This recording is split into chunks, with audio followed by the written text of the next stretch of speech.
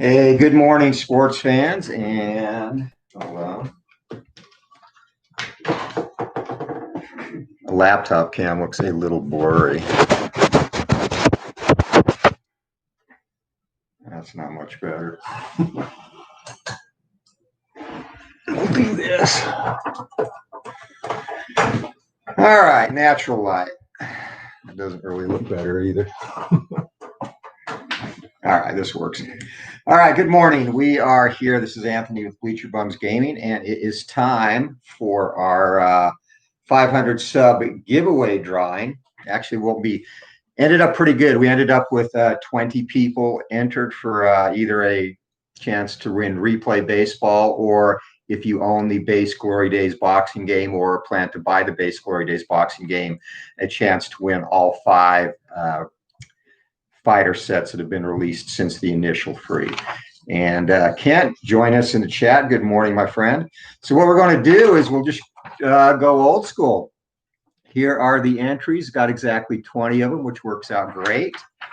So we will go a 1d20 roll once we get through the chat part of it. And chat will be quick. One of the questions that came up, I was going to discuss baseball, basically sports books actually during this. And someone asked about rating boxers. So I thought that actually would make a good conversation since we have discussed that on the forum a little bit in the past. So basically, I'll do an overview of how I rate the boxers for Glory Days boxing, what I look for. And again, as I've mentioned, rating boxing is so subjective. With baseball and even football, football's got some subjectivity too, based on the way you rate linemen, et cetera, but you still have some stats to go by. Boxing, obviously, you have stats. Hey, Pete, good morning, buddy. Good to have you in the chat. Football, you do have some stats. Baseball is probably the easiest game to rate in terms of player attributes. It's just developing a system to do so because you have stats for everything. There's stats that I don't even look at. I mean, baseball is almost overstat. And Bob Lilly, welcome. Good morning, my friend. So with boxing, obviously a little bit different. I made an analogy in the earlier video on this. Bruce, welcome to the chat, buddy. Good morning.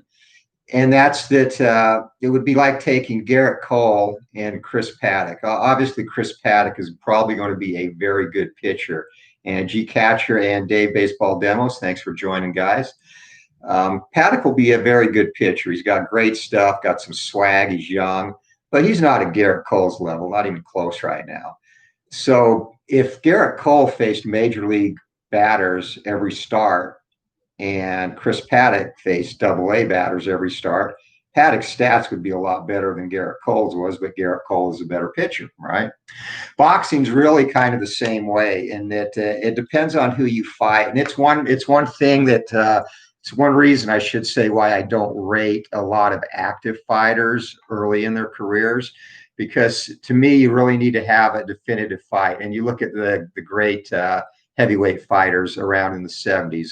Obviously, Ali, Joe Frazier, Foreman, Ken Norton was up there.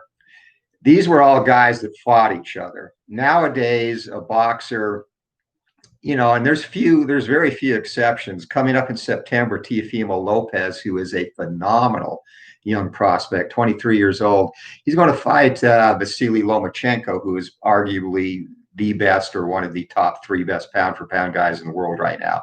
That's rare, guys.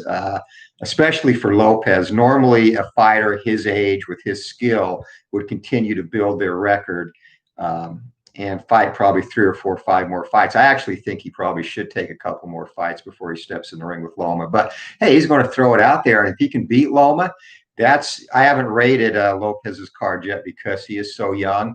But that's going to be a definitive fight for him early in his career, and that will get him released in one of the upcoming add-on sets where I do a mix of fighters.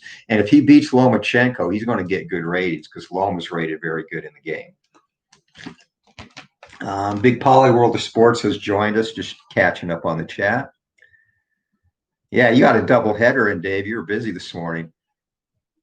Yeah, baseball definitely, Pete, does translate to rating and creating a board game a lot better than other sports, quite a bit better actually. But so anyway, to get to my process, so that's why I don't rate a lot of modern fighters, because they just, it's like with Fury and Joshua. Fury had a definitive series with Wilder, and they're probably going to fight 3 times before he fights Anthony Joshua. But Fury and Joshua, if they fought and you know Fury took care of Joshua the way he handled Wilder his last fight, he'd probably get another star bump in his ratings too, because he's beaten the best active in the world right now. Dave Little has joined us as well. Welcome, Dave. So in rating fighters, obviously it's tougher to get accurate ratings dialed in on the modern guys, but enough of that. How do I rate fighters? So the first thing I do is I'll group them. So I'll go through and select the fighters that I want, and a lot of that's just done poring over BoxRec, right? Going through the champions, who the champions fought.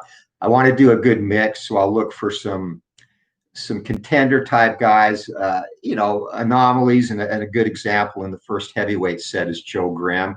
Joe Grimm was a horrible fighter. Fighting actually ruined his mental health and cost him, it led to an early death with him, sadly, because he just was not very good and took a pounding, but he was tough to knock out. So he intrigued me. I read about him, included him in the set, because you have to have some opponent type guys too. And obviously with Glory Days, I've released free tomato can set, which is both fictional and some real life, not very good fighters that I just picked at random from different fighters' records early in their career. So what I'll do is I'll take a group of fighters and kind of categorize them, and I'll just use the Ali, Foreman, Frazier trio. Those guys, all great fighters, all champions, and if they had not fought in the same era, they all would have dominated their era. Obviously, Ali was the better of the three. But Joe Frazier is a guy, he lost 4 times in his career. He did have a draw in his last fight when he tried a comeback, an ill-advised comeback after he'd been retired, I think, for 5 years, and shouldn't have done that. But his 4 losses, 2 to Foreman and 2 to Ali, and he beat Ali once. There is absolutely no shame in that. And Foreman, for him, was a bad matchup, and it plays out in the game Glory Days Boxing. That's one of the matchups that was hard to get really dialed in, because I honestly 100% believe if Frazier had taken Foreman past round 5 into 6, 7, 8, he would have won the fight. He probably would have stopped Foreman late, because Foreman had horrible fatigue. Never got there. Foreman stopped him in 2 and stopped him in 5. So there's some what ifs that you factor into the ratings too. I think Frazier was every bit the fighter Foreman was, possibly even a little bit better because of what he could do against Ali. But matchups sometimes make fights, and Foreman was just a bad matchup for Frazier, and he caught him early both times. Ali, very even match with Frazier. 3 excellent fights, 1 decision to each, and then a late round stoppage for Ali. So how do I rate these guys? So to me, those 3 were head and shoulders above the rest of the fighters in their era. So I'll group fighters basically into 3 different categories, and that is the good to great, the solid to average, and then the below average to poor, bums, etc. So once they're in those 3 groups, then I'll figure out my ring general star ratings. And again, it's going to be 10, 9, and so on down.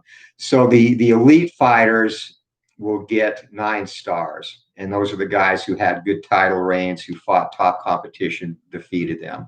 10-star fighters are rare, and I'll use Ali and Frazier as an example. Those guys, to me, are just a cut above, and even when they're fighting other guys that are at the top of the game, I look to give them a little bit of an advantage, at least 16% of the time, which would be on a 1d6 roll. So they'll get that extra 3rd star in one of their columns. Like for Ali, it's outside. Frazier, it's inside. So once I go through that, I'll tweak that. Again, I'll compare the star ratings, and all this is done before I do anything to do with stats, right? I'll watch YouTube videos on the fighters. Obviously, with the older fighters, it's tougher. Robert and Mike, welcome to the chat. Mouse in your house. Welcome, Mike, as well. So 2 mics in the chat. Remember the great sports. What's up? Once I get to that point, and again, in each tier, you have a different number of star ratings, right? So it'll be the top tier will be either 10, 9, or 8 stars. And those are the top level guys. The middle level guys will start off as 6 and then 5 stars. And then below that, 4 down to 1 star for the worst fighters in the game. And again, that's based by record, who they fought, how many knockouts they had, how many times they were knocked out, that type of thing. So once I get to that point, where do I rate Buster Douglas? Buster Douglas is a good heavyweight. He's not a great at all. He caught lightning in a bottle against Tyson. Very inconsistent. Buster Douglas didn't really love the fight game. Probably could have been better. And Riddick Bowe is another example. Riddick Bowe, in my opinion, he still only lost once, but you would mention Riddick Bowe in the same breath as Muhammad Ali, and I know that's probably prodigious praise, but if he'd taken the fight game seriously and been more consistent, I honestly believe Riddick Bowe was that good. So, that comes into play too. And you obviously can't rate someone on their mental capabilities, but I look at that, what were their training habits? How were they outside the ring? Did they have distractions in their career? That type of thing. James Bone Crusher Smith, the best stare down in heavyweight boxing history. Go look at him when he enters the ring and that stare he had. It's actually frightening. Tyson is going to fight an exhibition against Roy Jones Jr. Tyson still looks good. He's, I think he's just 2 or 3 years younger than me. He's 55, 56. I'm 57. So yeah, he looks really good for his age. I watched him hitting the heavy bag, and he can still bring it a little bit. It'll be an interesting, a fun exhibition if it goes off. So once I get to that point, then I start to break things down, and I'll start to go through the power ratings and the chin ratings. So power, basically the average power in this game is a 3, depending on the weight class. So, just again, using heavyweights, a 3. So I'll start there, and I'll usually 50 to 60% of their knockouts, I'll start there. And then I'll look at Boxing Rec. Who did they knock out? Did they knock out top quality guys, or did they knock out some not so top quality guys, some sticks? So I can adjust their power based on that. If they fought they fought top level guys, didn't get knockouts, that power is probably going to get bumped down to a 2. If they took out some big name guys, and I'll use George Foreman. George Foreman is a 7. That's as high as it gets in terms of power. So he could take out absolutely anybody. He could one punch power. That also relates to his Iceman trait. So George Foreman, his big Achilles heel, especially as a young fighter, was fatigue, stamina. He got better at that as he got older, his second career, because he learned to basically pace himself, more methodical, and changed up his defense. Not so much movement. He'd use that shell technique to block punches. Huge guy, huge forearms. So that's really what goes into the power. And then you have guys like in the recently released light heavyweight set, Maxie Rosenblum. He had 18 knockouts in over 270 professional fights. 1 isn't low enough for him because one, you still have on a 1d20 roll each round segment, you still have a 5% chance of a possible knockdown based on your opponent's chin check. So that's where you bring into traits. And with Rosenblum, he got the feather fisted trait, which reduces his opponent's chin KD rating by 2. So it makes it even harder to knock him down because Maxie Rosenblum was not that kind of fighter.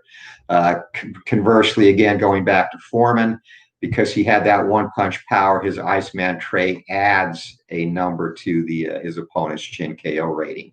So that's how I kind of use the overall look at power, and then how I can use traits to balance it out to get the outliers, the real heavy punchers or the real soft punchers like Rosenblum.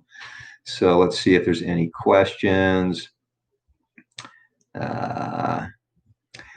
Remember Great Sports? I actually did. I did not. I fought amateur for almost 4 years, actually, up until I went into the Army. And, won more than I lost. I was not going to make money fighting, but it was fun. And I did okay. I had I had really good hand speed when I was young, so that was my big attribute. Now I'm a much slower, but I hit harder, but I don't get in fights anymore. But yeah, I did, and it was fun. And that's, I've had a love with boxing since I was in my early teens. So yeah, big historian too.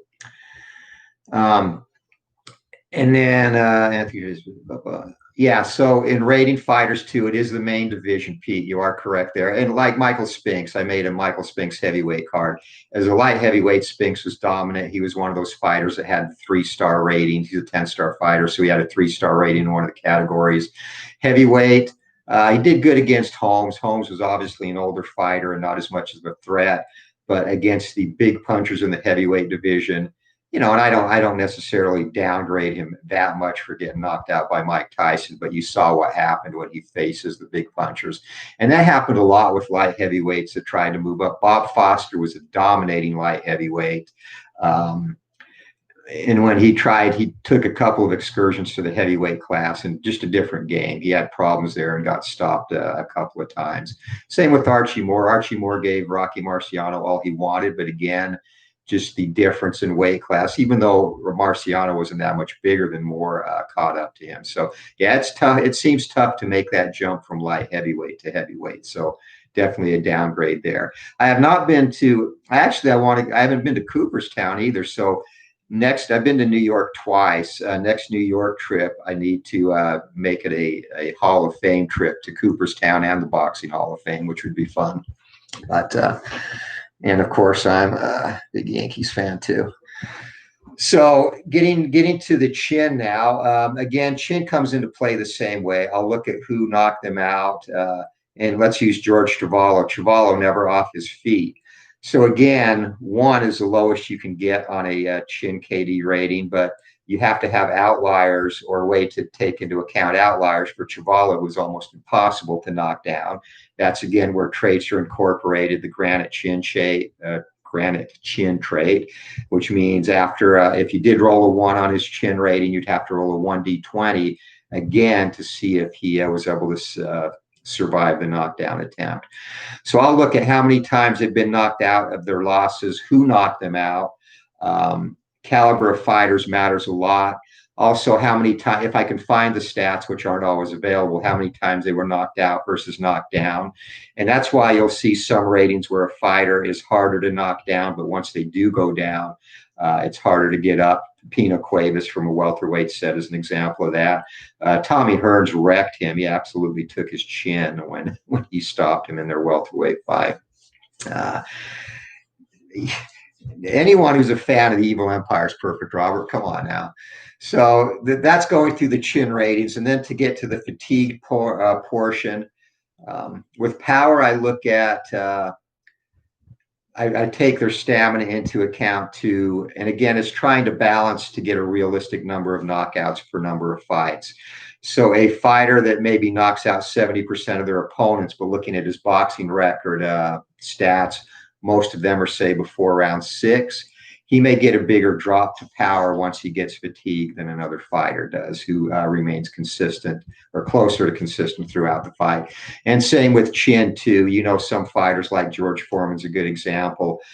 He was shaky when he got fatigued, especially as a young fighter. If you saw, obviously, the Ali fight and against Jimmy Young. Shanghai Steve, how did you rate Teofilo Stevenson?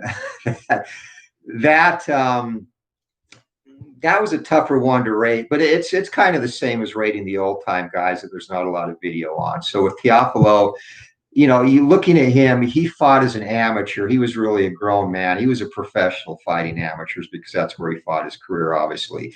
Where most of in the U.S., most of your amateur heavyweights turn pro. They'll fight amateur until they're anywhere from 19 to 22, 23 and turn pro. As a heavyweight, you really haven't even developed then. So Teofilo obviously fought heavyweight into, I believe, his early 30s. So what I looked at rating him is I looked at as much video as I could against mostly the Eastern Bloc fighters, because the Russians, et cetera, they tend to have longer amateur careers too, plus more amateur fights, more experience. I looked at whatever I could find against fellow Cubans and, did some comparison. And I forget, there was a simulation run in the mid 70s that figured a matchup between how him and Ali would turn out. So I looked at all those things. The one thing that's hard to translate for Stevenson is you don't know how things will translate from amateur to pro. And I'll use Mark Breland as an example there. Mark Breland was a dominating amateur fighter, power and everything. Didn't translate as a pro. He didn't carry that power with him for whatever reason. Still a dangerous hitter, but he was a very lanky fighter, and his skill set just didn't translate to the pro game as well as it did amateurs, where he could come out where you're throwing higher punch volume. And again, Breland was angular, able to keep fighters at distance and land that powerful right hand he had. So I took that into account, bumped Stevenson down for that. And basically I rated him as a, he is a good fighter, I would say an elite fighter. So he got the 8-star rating based on that. And I think he would have been a contender for sure. I don't know if he would have beaten Ali as a professional or even beaten George Foreman, but I certainly think he was up there. So I took those things into account, adjusted his power up a little bit, because obviously fighting 3-round amateur fights, you don't get the opportunity to take fighters into deeper waters to score knockouts there. And again, it's a lot of subjectivity in there, looking at his overall record, et cetera. So that's how I looked at Stevenson. Hey, Keith White, welcome to the chat. Al Red Sox fan, welcome, my friend. Thanks for joining. And yeah, and that's true, Dave. I mean, for U.S. amateurs, for nations like Cuba, where fighters, especially in Stevenson's time, were allowed to turn pro, the Olympics and the World Championships and the Pan Am Games, those were their world titles. That's what they fought for, and the government subsidized and took care of them. U.S. fighters did not have that subsidization, so they wanted to take that shot at gold and then get pro and start making money. Chris from Tabletop Sports Delaware has joined us. Matt Steeler fan 1933. Welcome, guys. So yeah, that's how I rated Stevenson anyway. So going through the rest of the categories, Will, you can get a little bit of a feeling on Will watching fighters, and also the amount of times that they're stopped by referee or stop contest or TKO. And that's basically how well they absorb punishment. Some fighters will take more punishment. It's easier to knock them out than it is to stop them via TKO, because they just absorb tremendous amounts of punishment. Again, George Chuvalo comes to mind there. Troy Dorsey, if that name is familiar, he was a featherweight in the late 1980s, early 1990s. Former kickboxer, not a very powerful fighter, but he took hellacious amounts of punishment. Livingston Bramble kind of lost his chin. That's another anomaly. Some fighters lose their chins later as they go, but Bramble, he could take some great punches early in his career, but he kind of just fought too long. And speaking of that, how that comes into play with ratings, like Ali, I don't downgrade Ali for his loss to Spinks or his loss to Holmes. I mean, Spinks was a fluke. Ali was getting older. Holmes, he never should have taken that fight. So I try to cut out outliers. Another example is Jack Johnson. Johnson, after he lost the title to Willard, fought a bunch more times in 1919, and then came back and had fights in 1925, fought all the way up to 1931, where I believe he was over 50. So those fights I don't weigh too much into the ratings at all. But let's check out the Ambling Alp, or as Al would say, the Ambling Amp. Not kidding. Primo Carnera. Carnera was a better fighter than he got credit for. He really was. He was not a terrible fighter. Yeah, the mob fixed a lot of his fights, but one thing, he was a big guy. And look at him, classify him as a old-time Tyson Fury without, okay, I'm not saying he's like Tyson Fury, without the instincts and without basically the movement and athletic ability that Fury has. And Fury is a very awkward-looking fighter, but he is deceptively athletic, and he has great instincts, especially for a heavyweight, phenomenal instincts. So obviously I'm not putting Carnera at that class, but similar fighter where he was so much bigger than everyone. He didn't have a terrible skill set. easy to hit, but he could keep people at range because he was long, decent puncher, and he gets downgraded, I think, far too much for his involvement, or the mob's involvement in his fights, most of which was unbeknownst to him. But not a great, and in terms of heavyweight champions, an average heavyweight champion, but certainly not the bum that people make him out to be. I don't think so anyway. So, and then that brings up another point. How do I rate old fighters? Because, we don't have any video of John L. Sullivan fighting. I've read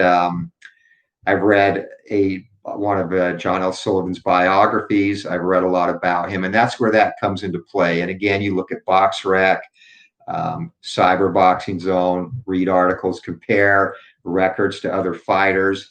And Sullivan, prodigious puncher, a guy that did not like to train, basically an alcoholic. Let's face it. By the time when he fought Jake Kilrain, he had to sweat off 30 odd pounds, and he went with I think it was William Muldoon, a famous wrestler of that time period, basically took him up to upstate New York and just ran his ass off to train him, had him doing stuff, 20-mile hikes each day, swimming. And as a reward, he got to have one whiskey a day as part of his training regimen. And remember, too, in the Kilrain fight, you've heard me mention it, they actually were giving both fighters whiskey between the rounds to help them recover, which in modern context is absolutely ludicrous and probably almost killed Kilrain. But that's just how things were back then. So rating Sullivan, you had to take into account his reputation as a party boy, which affected his stamina, definitely a hellacious puncher.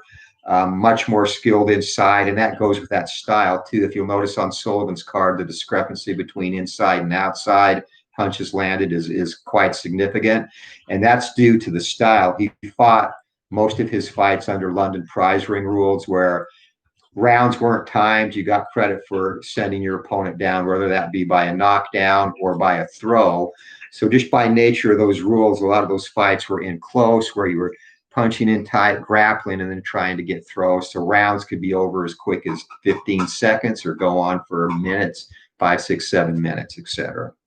And Anthony, when you guys have been accused of cheating, what are some things that they put in their wraps inside the gloves? Probably the big thing there is plaster of Paris, and that was a accusation level against Jack Dempsey when he beat Jess Willard. Destroyed Willard, and Willard's face was beaten to a swollen pulp after that fight. So the story there was that Doc Kearns, Dempsey's manager, had dusted his wraps in plaster Paris.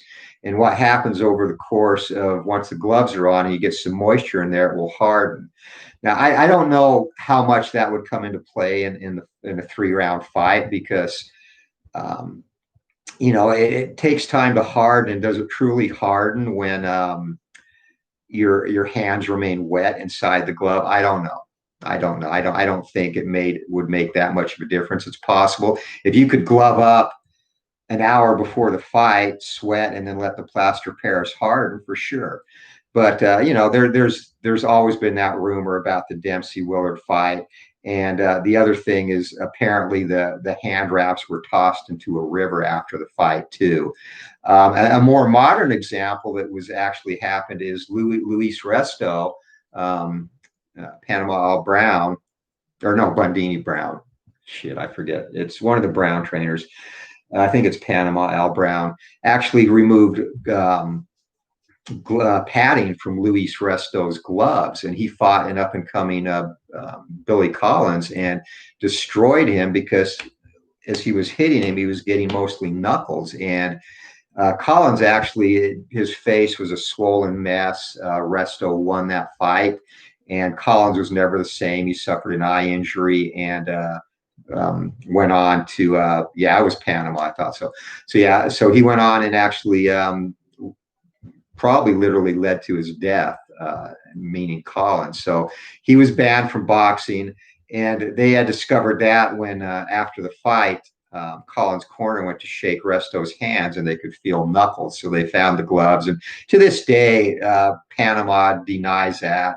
But he's always had that sketchy reputation, and quite frankly, I think he's a scum of a person and shouldn't be allowed in the sport because he's a piece of shit. But, because that's not the only incident he's been involved in, obviously. So yeah, those are ways you could cheat. And again, I don't know how you could get away with that now because the commission is so tight. They'll check the hand wraps, check them for substances. They each have their own little sign off they put on the wraps. And then only after that's done, you can glove up. And that's also done in front of the commission. They also check now, they take the gloves and check them after the fight. I know Brown did. I don't believe. Yeah, Rusty. Okay, yeah, Al said Resto did too. I thought he did. I was not quite 100% sure on that, but yeah, total bullshit to do that.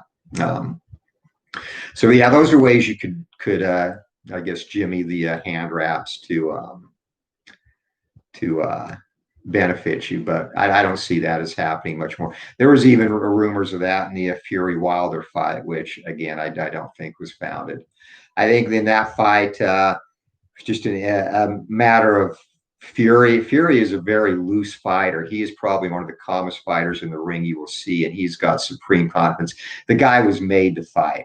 You compare him to Anthony Joshua. Joshua is good at fighting. I don't think he likes it as a job. I think he does it because that's what he's good at. I think Fury would do it for $5 and a pint of whiskey behind a saloon in England. I mean, he just loves fighting. So, but back to the ratings, I still haven't got to act. So I'll look at accuracy. And again, watching a lot of videos there, fighters that have a high connect rate, high work rate. Obviously, high work rate means more punches landed, so that will factor into the ranges of punches landed as well.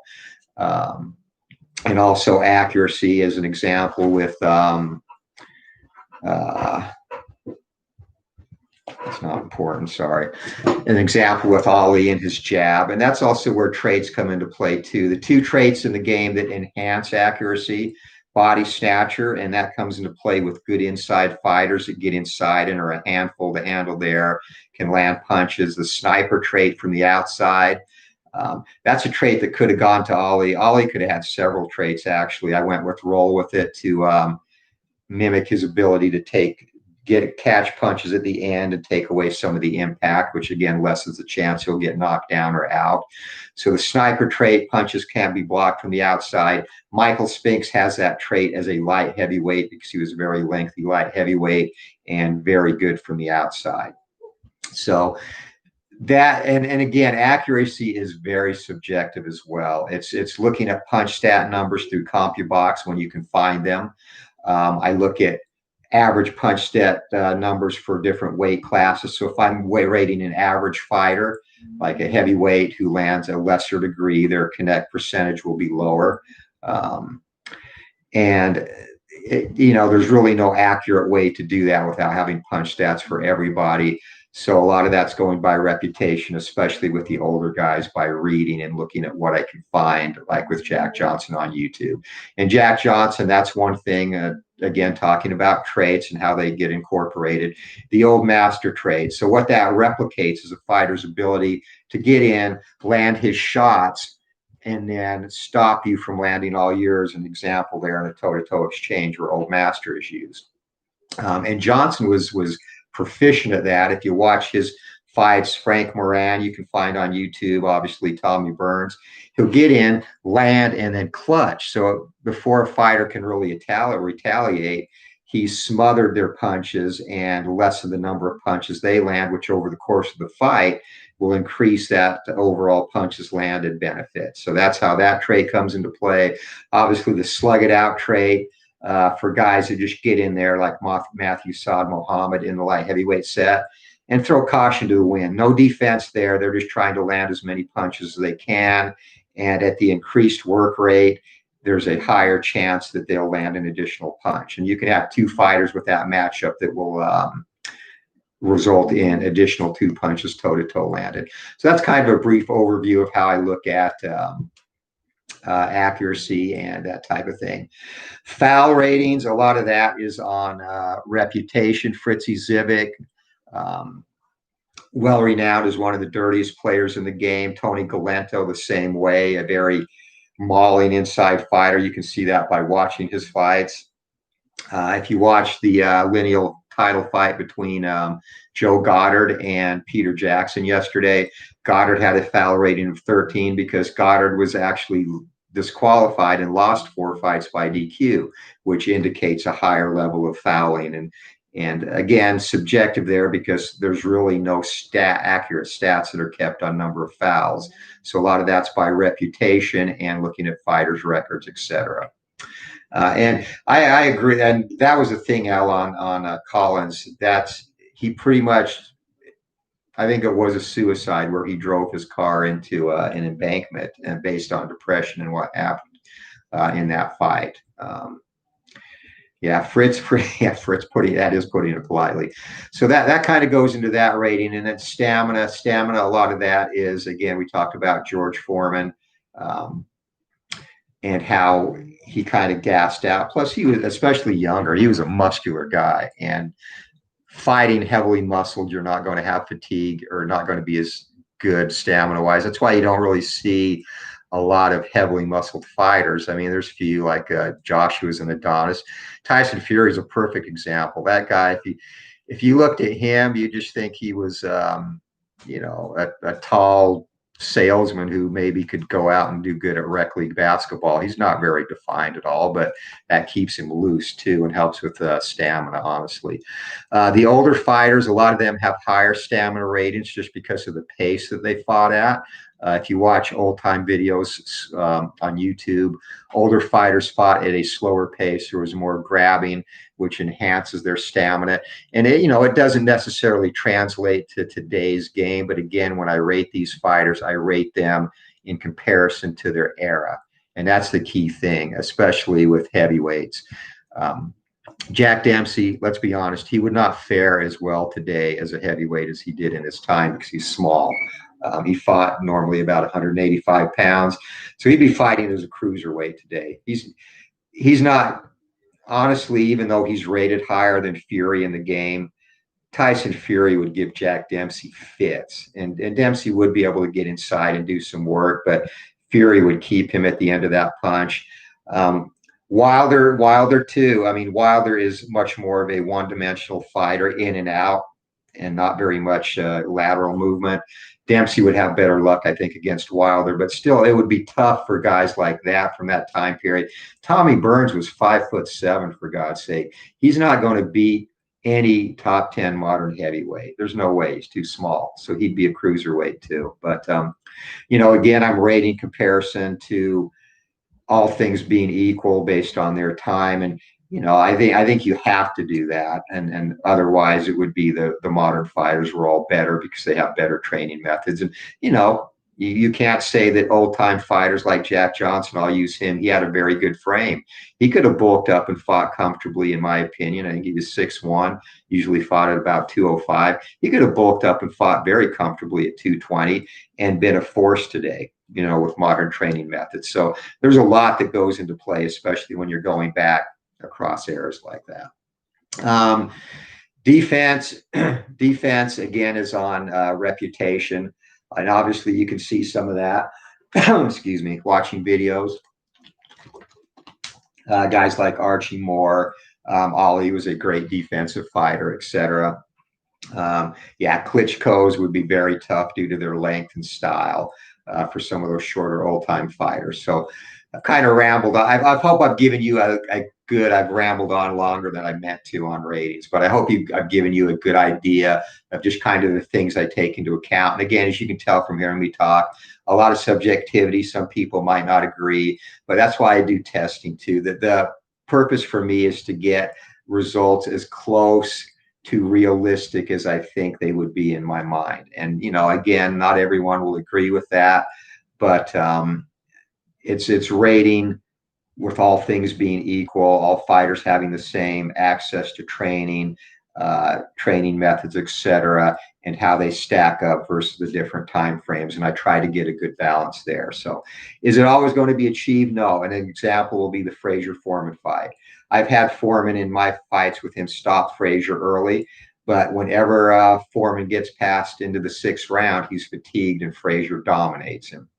And, it's a board game, and sometimes that will happen. It's tough to replicate every nuance, but I try and bring that in as much and incorporate the traits to make adjustments as needed there to capture as many of the nuances as I can and hopefully provide realistic simulations. So it's kind of an overview of ratings. So let's get to why we are here.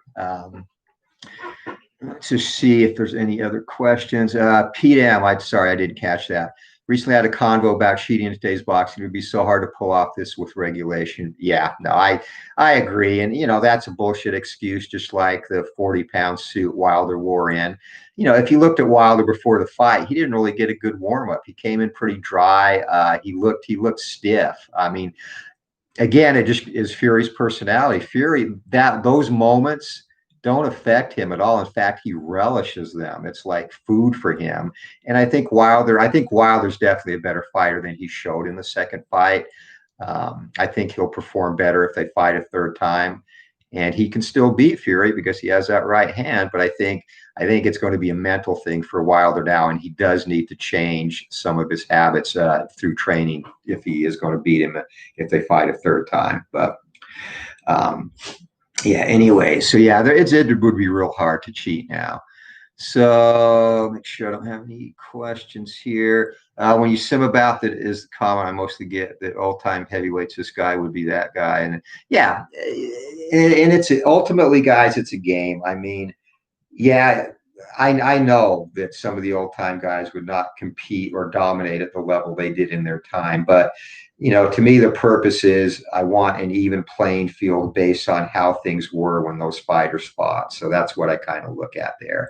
And besides that, it's just fun to say what if, and you can't skew ratings based on nutrition now or the way, how bigger people are more athletic now. You have to go with how they did in their time and compare that across generations. Pete, is really cool again. And how long? Hey, thank you. I appreciate that. So Pete asked, how long would it take you to create one guy to the point you were happy with it? It varies. I've spent, it's usually 2 months or a little longer, 8 to 10 weeks between release of fighter sets. I haven't started on the bantamweights. I'll pick the 100 bantamweights I'm going to rate next week. Once I have them picked, I spend literally 2 to 3 about 2 weeks, sometimes 3, researching them. I'll go through, review boxing rec, look at videos. Guys I'm maybe not as familiar with, I'll try and find videos or read about them, make notes, and kind of get an overview of rough draft with little notes about each fighter. And then at that point, I start the rating process. So I'm already close to halfway in, between release dates. Rating them takes anywhere from 4 to 6 weeks, sometimes even a little longer.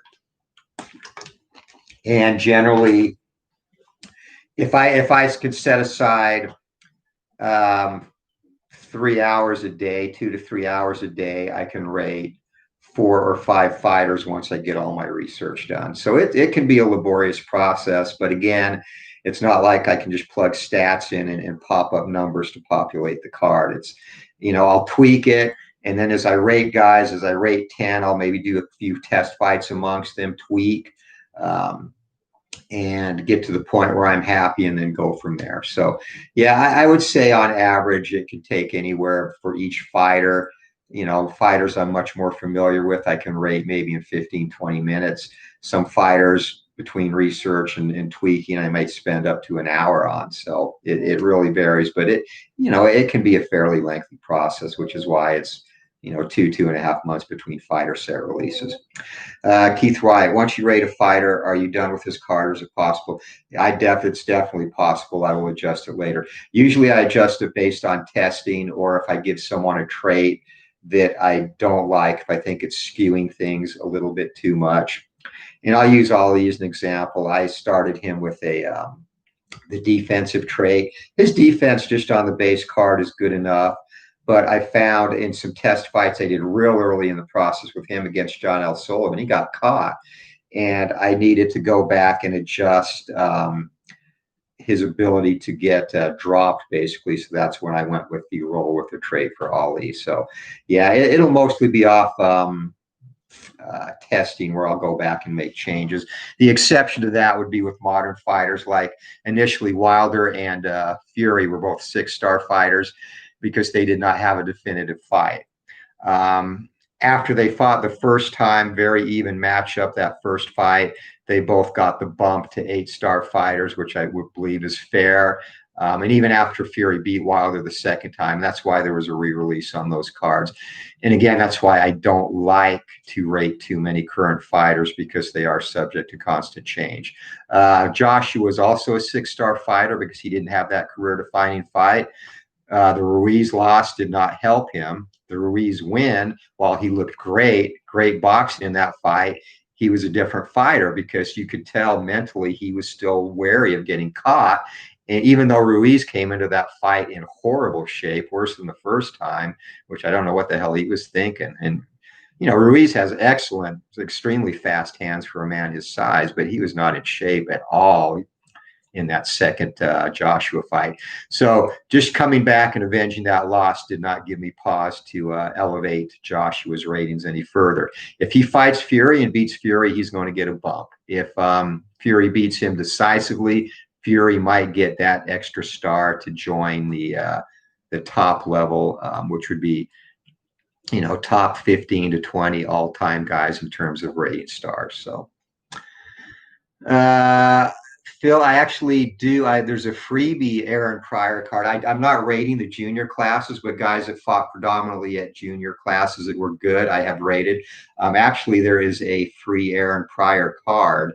And shoot me a reminder to Glory Days Games 19 at yahoo.com. And if you can't find that, I'll just send the PDF to you, my friend. And yeah, he's rated at welterweight. It's a pretty good card. I think he would have done very well at welterweight had he moved up. So, all right, let's get to our giveaway finally. So, some people in the comments, and I appreciate all the good comments on the 500 subs. What went into deciding to not have any 7 ring general stars? That's basically just on the classification, because to give you more insight there, the number of ring general stars also factor in. I've got kind of 2 ratings. You know, I've got the ring general star ratings, and then got the verbal ratings: great, elite, excellent, good, respected, solid, average, etc. So, you know, between that, there's sub ratings. So there's a total of, actually probably should count them, 3, 6. Yeah. There's a total of 12 actual ratings. So you might have, or you not might have, you will have, just as an example, 2 8-star fighters. They could either be an excellent or good fighter. And that factors into also how many punches they land. And in doing the ring general system, it basically just came out to with the way I apply the ring general star. So as an example, on fighters that are rated respected and solid, they'll both get 2 columns with 2 stars, 2 columns with 1 star, and 2 columns with no stars. So, but they're separated by the number of punches that they'll actually get credit for landing, overall punch volume. And I didn't want to get too crazy getting, you know, infinite ratings with 10, 9, 8, 7, 6, 5, 4, 3, 2, 1. It's kind of, I really don't have a great answer for that. It's kind of just how it played out in breaking down and making determinations on punch landed volume, etc. When can we see the Foxy boxing cards? Someone in the community is making female boxing cards. I'll be honest, I'm not a big fan of female boxing. I don't follow it that closely. I know I'm friends with Facebook with a couple of professional female boxers. Keisha McLeod and Maureen O'Shea are a couple that come to mind. But yeah, maybe that will be a free set that comes out in conjunction when I do the free Rocky universe down the road. Do you get much feedback on house rules and consumers use that intrigue you? Yeah, I've actually put some of them up on the Facebook page. You know, one that's in the new rule book now is the last minute rule, and I'll just use an example. Close fight. So going into the 10th round, if a fighter is if the fight is within a couple of points during the last minute of the last round of the fight, there's an optional rule where you disregard the ring general ratings and just roll toe to toe, which simulates both fighters trying to capture that last round to steal it, to steal a close decision. And that came from a suggestion. So I'll do that a lot. I've got a couple of others up on the Facebook page. One thing about the game, it's a game I tried to make to be flexible, and I'll use you as an example, my friend. Al uses several house rules. One thing he does that is not in the base rules is he uses a defensive check on a power check. That's not in the base rules, and the reason it's not is because the power checks, again, I looked at it, designed it for balance. I want them to get through, right? And also it mostly with flow of the game. So instead of doing an additional dice roll, when power checks, cut checks, foul checks come up, you disregard the defensive rule on the base rules and go straight to whatever auxiliary check, chin, foul, whatever that would come into play there. So that's more a gameplay flow thing. And again, it's your game, guys. Whatever house rules work for you, and it works good for Al. He enjoys that game. Al, if you watch his videos, is more methodical with the way he rolls versus, say, myself or Rob exclamation point. But Al is also probably one of the best voices, if not the best voice on YouTube announcing stuff. So he makes it more of an experience, and as he says, he savors it versus just playing through on a video. So yeah, any house rules you want to employ, and Al also does power rules on counter checks. That is a house rule. That's an optional rule you can use. That's not in the base game, because I look at the counter. A counter, you can get knockdowns on counters, but basically, if I'm going to counter someone, okay, I'm going to slip a punch and then I'm going to come back with a hook. It's more of a defensive, offensive move, if that makes sense, where you're not always generating a lot of power. It's just a retaliation. And again, I use that for balance. And if you do use the power check for counter rolls, it's not going to throw game balance way out, but it could affect it a little bit here and there. But yeah, Al uses that, and that's fine too. So absolutely, I'm open to any house rules. People that suggest things that I think really make sense, I will put in the game. I'll put in the rule book as an optional rule, or like I said, I'm gathering suggestions on the Facebook page where I've got a couple up there as well. So by all means, I'll put them in there. If it doesn't make sense, I'll explain, I don't think this will work, and I'll explain why, but I really haven't done that too much. So let's see, blah, blah, blah. PM, would you ever consider a regular boxing chat where you discuss history nuances? Al, my friend, you're in the chat. Al and I have done a couple of those. Al, can we do another boxing chat where we discuss just the fight game in general sometime soon coming up? Maybe in the next couple of weeks. Yeah, Al and I've done that a couple of times, and that's always very enjoyable, and I think it's pretty good reception from boxing fans. We also do a thing where we've created the perfect fighter, taking different skill sets from different fighters and, footwork, defense, speed, etc., and created our perfect fighter. So yeah, I'd absolutely love to do that again. Alan Shaw, love the color of the wall. This room. This used to be one of our kids' rooms. When we bought this house, we still had 3 kids living at home. They're all moved out now. So their 3 bedrooms have become my office, Candy's office, and our home gym. This was Derek's room, and Derek, for some reason, liked loud, morbid colors, and we let the kids choose what color they wanted to paint the rooms. I actually don't like this, but it's going to be a pain in the ass to paint over. I will eventually someday, but yeah, that's why it's blood red. Derek.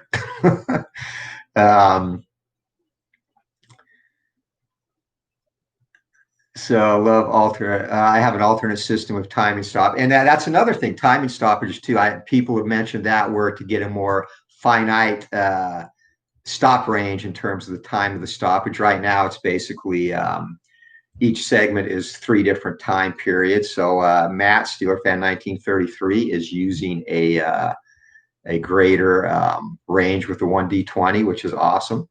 And all right, Al would love to. So yeah, we will definitely do that. So I'll hook up with you through email, Al. We can set that up with your convenience. I'm pretty.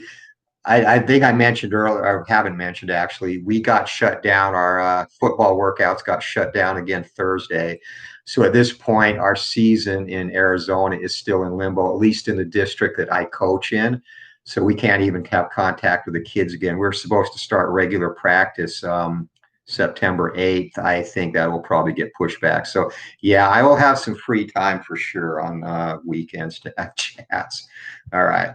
So I think we're caught up. Let's go to our giveaway now. So here's who I have. And again, came out, and some people in the chat comments, and again, I appreciate everyone's congrats on the 500 subs. Obviously not prolific, but for our genre, I think that's pretty good because there's not a lot of us. It's a very specific niche, and I appreciate all you guys who follow the channel and support it, as well as the game, of course. So a lot of people in the chat who own both games said they didn't want to be part of the drawing, and also some that just had won before. Mark Moe is an example, or not Mark Moe, someone else. D. Scott Howard, he's been a winner before, so he said just congrats, didn't want to be in the drawing. So, and if you didn't specify that you wanted to be in the drawing, I didn't include you making that assumption. So here's who I have. And thank you very much, Dave Little. And Alan Shaw, you can get in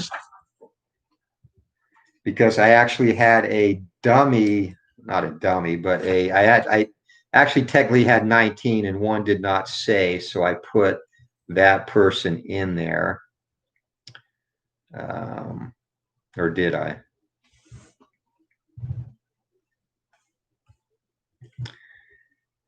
I actually may not have. Oh, wait, yeah. Yeah, so let me ask you this. I wasn't sure. Hey, Matt Steeler fan, if you're still here, I was not sure if you wanted in the drawing or not. Can you just confirm in the comments? If not, Alan Shaw, you can have his spot. I just wasn't sure. I filled him in because I thought he did for replay. I know he's got the boxing game. I wasn't sure if he wanted the baseball game or not. Yeah, I asked you in your chat, Dave. Do you not have replay baseball? Maybe we'll have to revise this and do a drawing.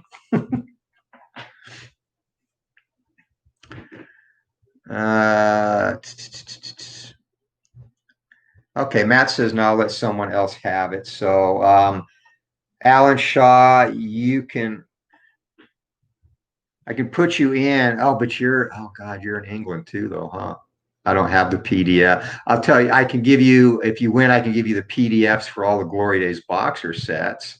I can't ship replay across the pond, though. Okay.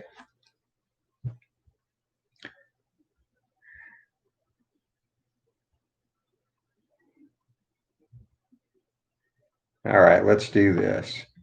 So, and G-Catcher 1919, do you want in as well? I can do a drawing, guys.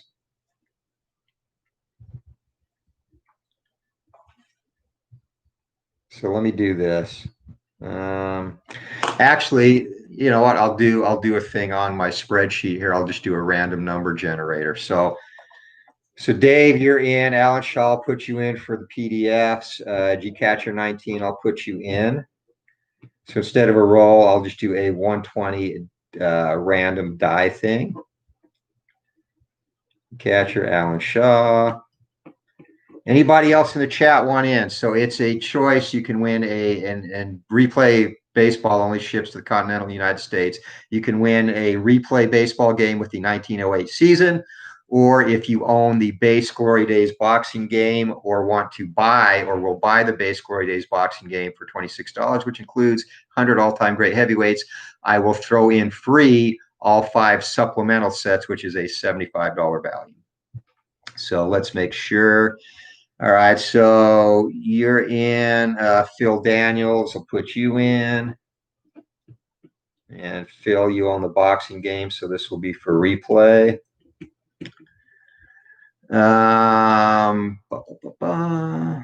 Anybody else?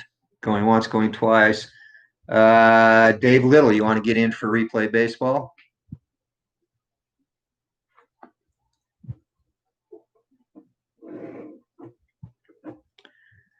Well, that's good. I should go get my Alexa. Good call.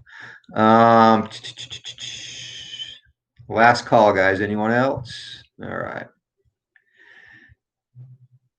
All right. Dave Little is in for replay baseball. Cool. All right, guys. So we got 24.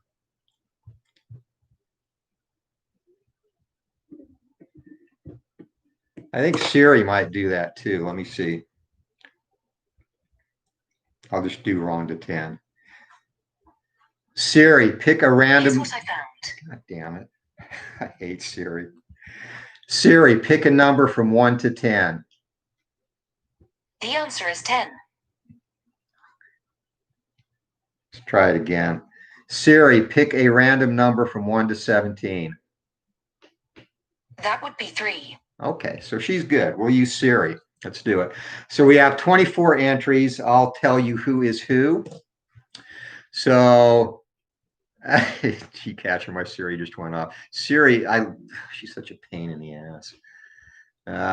All right, so here's who we got.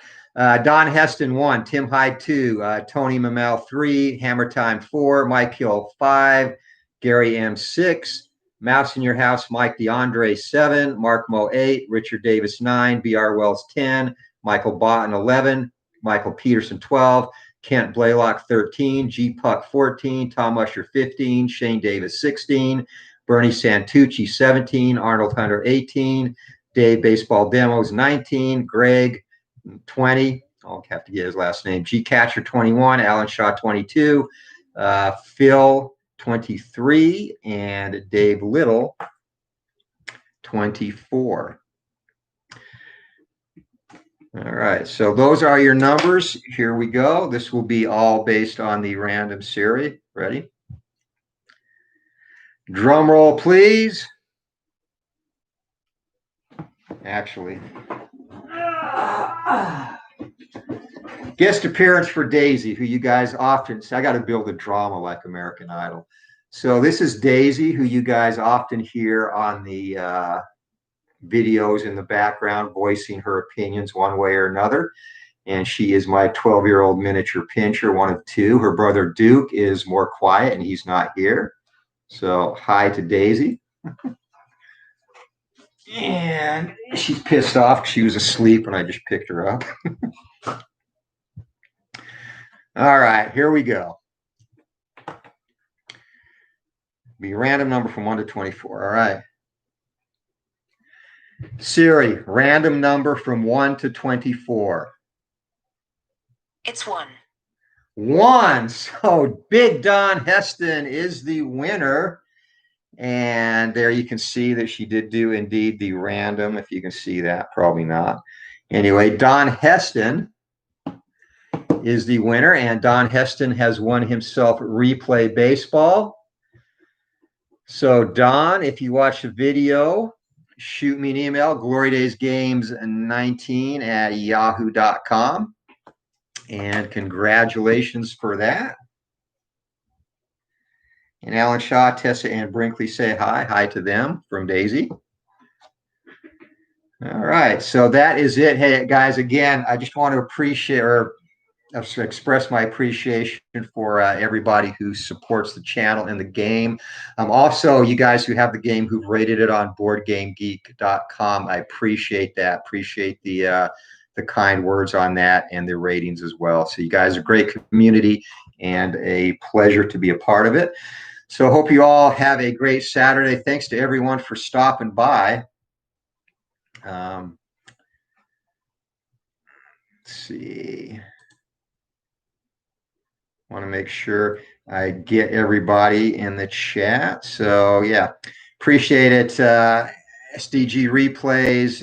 And again, check out these channels too. Pete M, Bob Lilly, BR Wells, G Catcher 19, Dave Baseball Demos, Big Polly's World of Sports, Dave Little, Mouse in Your House, Sports Time Machine, Utah Mike, RJL 518. Remember the Great Sports. Al Red Sox fan, Keith White, Shanghai Steve, Tabletop Sports Delaware Chris. Making sure I do not miss anyone. G Puck, there you are. And of course, my friend from across the pond, Alan Shaw. Appreciate you all stopping in for the chat. Joseph C., a fan of the Foxy Boxing cards. So again, guys, hey, thanks for the support. Appreciate it, and hope you all have a great day. And again, Phil Daniels, thank you for stopping by as well. Congrats to Don Heston. And once we get hooked up and I confirm your address, we will get that out to you. Hope you all have a great day, guys. Great community, and hope the insight too on ratings helps a little bit. Again, very subjective rating boxers, but that's kind of what makes it fun because there's always room for debate. And Al Red Sox fan and I will get that boxing chat together for the future, but hope you all have a great Saturday. So until next time, keep rolling for the home run, the knockout, or whatever game you play. Just keep rolling, and we'll see you. Anthony with Bleacher Bums Gaming. Peace out.